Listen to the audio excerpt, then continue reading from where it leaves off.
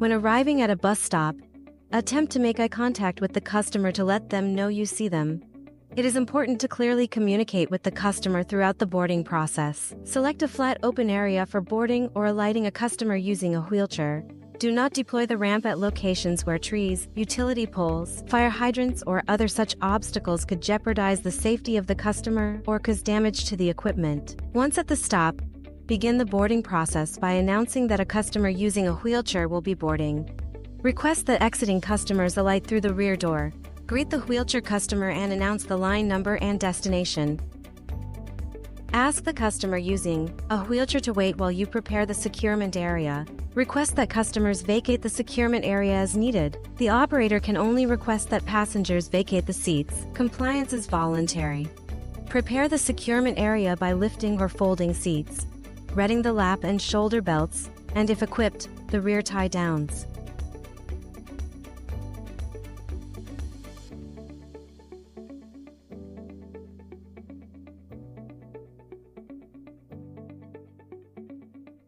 Kneel or raise the bus as needed or when requested to ensure maximum safety. Deploy the ramp. Offer and provide boarding assistance even if a personal care attendant is present.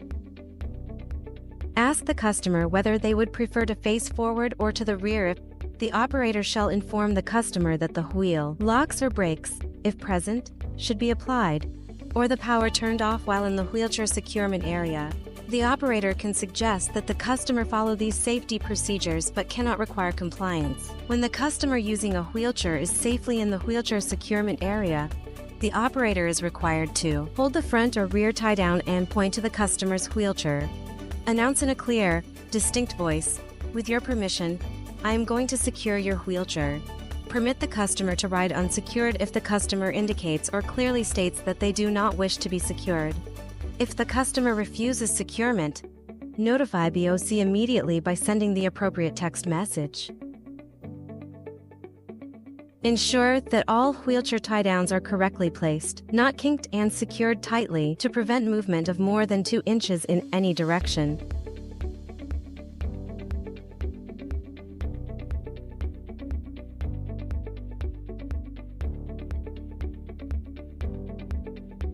Hold the lap and shoulder belts in front of the customer. Offer in a clear voice, "May I secure the lap and shoulder belts?" The lap and shoulder belt should only be offered if the customer has chosen to have the wheelchair secured and the operator has successfully secured the wheelchair. After securement of the wheelchair to the bus, customers may choose to use the lap belt only, but may not use the shoulder belt without the lap belt. Once securement is completed, notify BOC by pressing the appropriate button on your ITMS if the customer did not accept securement. A call to BOC should also be made to inform them of the boarding and refusal. Once at the destination, encourage rear door alighting for customers who are able. If the AVA is not working properly, announce the stop in the microphone. Release the customer from the securement area beginning with the lap and shoulder belt.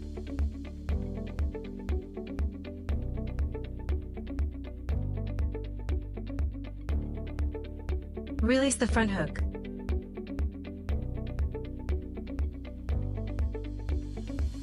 And finally the rear.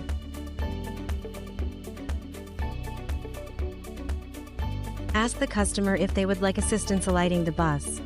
Kneel the bus and lower the ramp for the customer to alight safely.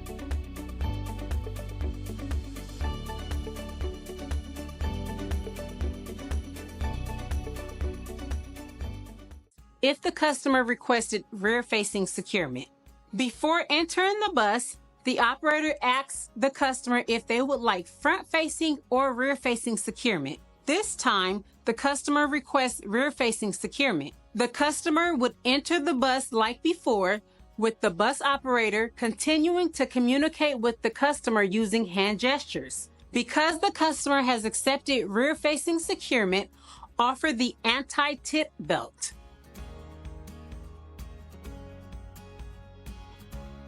In this case, buckle the strap and place the strap on the arm of the wheelchair.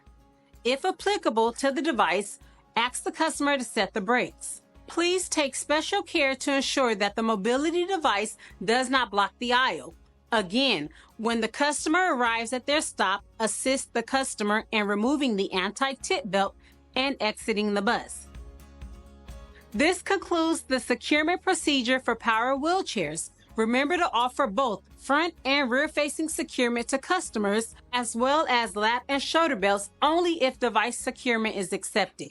If front-facing securement is accepted, inform the customer that you are beginning securement and proceed with the steps for securing the wheelchair in the front-facing position. Secure the back of the wheelchair with the rear hooks.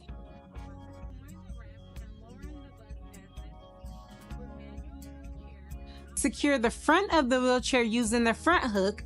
Tighten the front hook using the yellow pull-down lever. Secure the customer with the lap and shoulder belts by connecting the lap and shoulder belt, placing the buckle on the customer's hip to allow them to disconnect it if necessary. And finally, verify the securement by ensuring that there is no excessive movement. Once securement is completed, notify BOC of the boarding by pressing the appropriate button on your ATMS.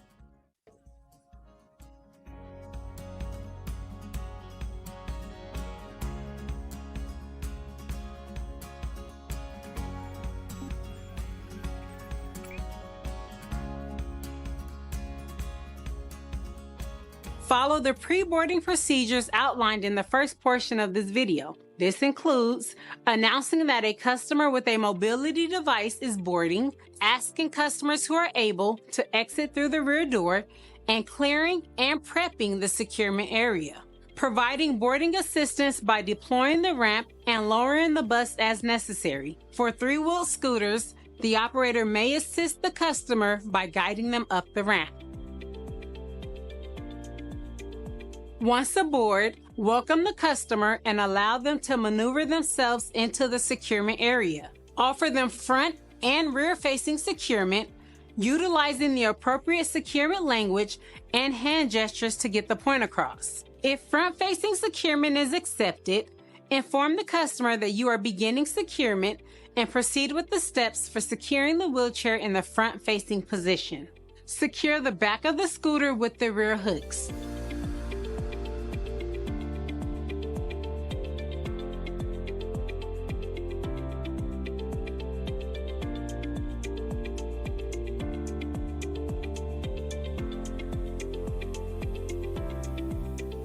Secure the front of the scooter using the front hook.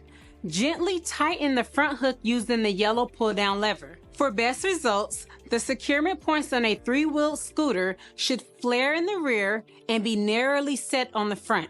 This will provide optimal stability for the customer. Once device securement is completed, offer the customer lap and shoulder belt using words and gestures if accepted. Secure the customer with the lap and shoulder belts by connecting the lap and shoulder belt, placing the buckle on the customer's hip to allow them to disconnect it if necessary. Once securement is completed, notify BOC of the boarding by pressing the appropriate button on the ATMS. If the customer accepts rear-facing securement, proceed with the steps for rear-facing securement. The steps for rear-facing securement include assisting the customer in maneuvering into the space, offering the anti-tip belt,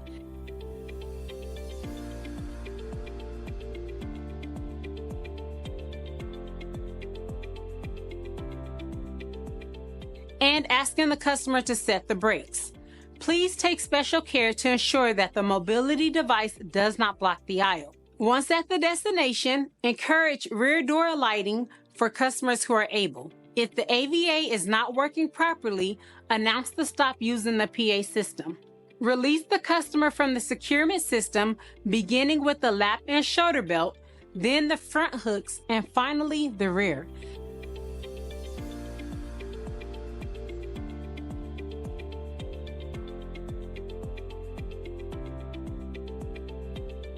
Ask the customer if they would release their brakes and if they would like assistance alighting the bus. Lower the ramp and kneel the bus for the customer to alight safely. This concludes the securement procedure for three-wheel scooters. Please remember that unlike other mobility devices, the securement points for three-wheel scooters may not always be immediately obvious. Look for marking tape or securement straps attached to the device to help guide your placement. Now, let's take a look at another common device, the personal walker.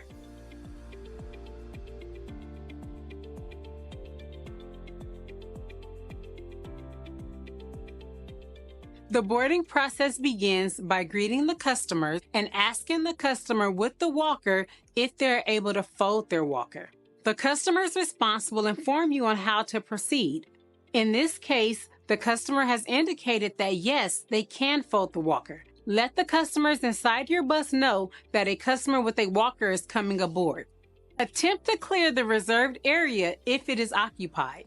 Lift the fold-up seat in the walker compartment to assist with boarding. Kneel the bus if it is necessary for safe boarding, and deploy the ramp safely, ensuring that it does not come into contact with the waiting customer.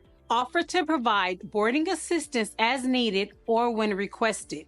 Allow the customer to board ahead of others. Recommend the customer fold the walker and use the seats adjacent to the walker compartment if they are available. Hold the bus at the stop until the customer with the walker has found their seat, place the walker in the compartment, and you have checked that the walker is not blocking the aisle.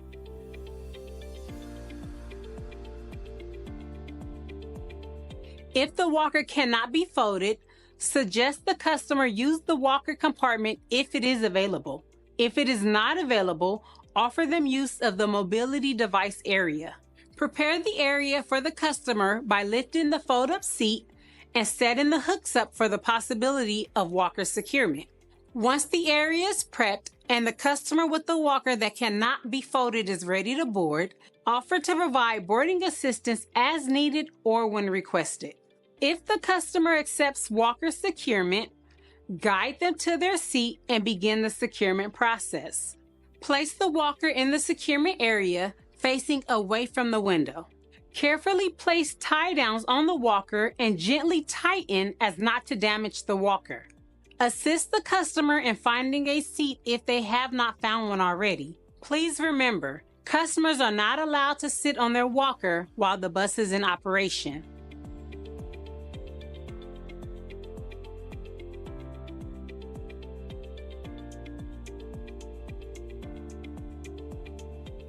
Once at the destination, encourage rear door alighting for customers who are able. Release the walker from the securement area.